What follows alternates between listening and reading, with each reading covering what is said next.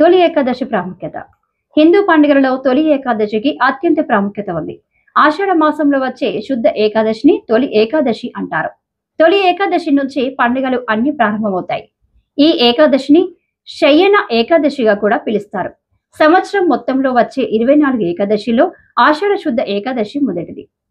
ఏకాదశి రోజు నుండి 4 నెలల పాటు మహావిష్ణుమూర్తి పాలకడలి మీద నిద్రలోకి వెళ్తాడని పురాణాలు చెబుతున్నాయి. ఇది ప్రకృతిలో జరిగే మార్పులకు సంకేతంగా చెప్పుకోవచ్చు.